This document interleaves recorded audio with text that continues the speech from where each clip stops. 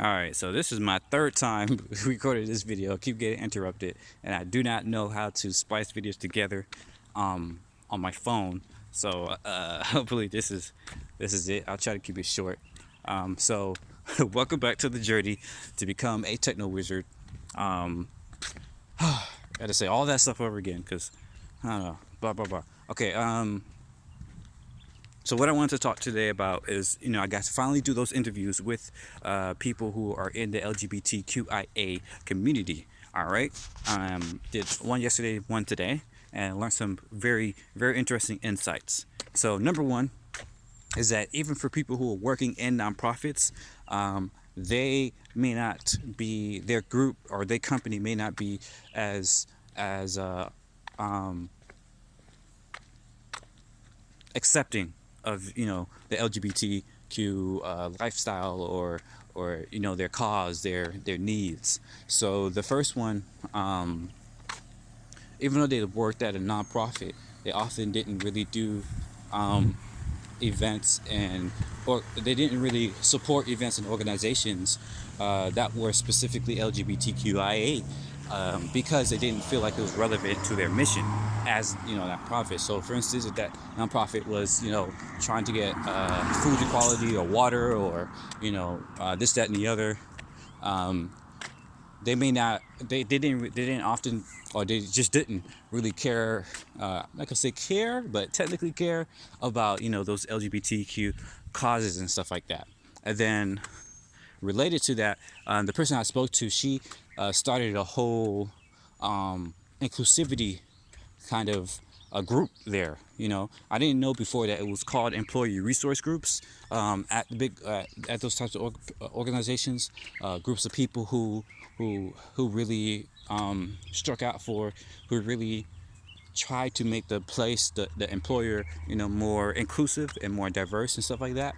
I didn't know that's the term, but she specifically pretty much catalyzed a lot of that at her organization. She made it more inclusive. Things like changing the bathroom. So instead of saying men and women, it had like pictures of like urinal versus the toilet. It had like handicap signs, this, that, and the other, which a lot of people really liked. And she also um, established very, very interesting, just different small things that made their organization more inclusive to queer people, to the LGBTQ community.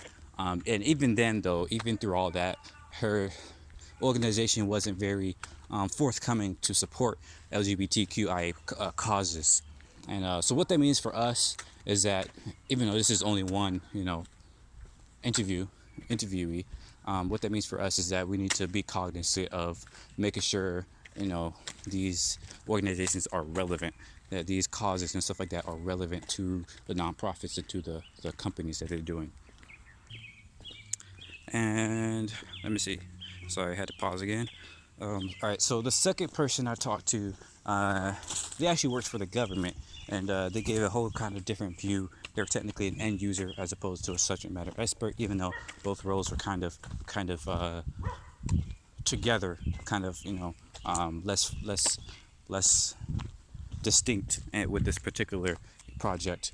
But yeah, he worked for the government, and his perspective was that the government was very, very open to being inclusive, and they were very open to supporting the LGBT community. However, it still wasn't as much as he would hope, as he would like, as a gay man, and much of that is because they would like to see impact for them, or as opposed to the other one was more relevancy to their cause. This one was more impact. Like what kind of causes can they connect with, and what is the impact of that to the community?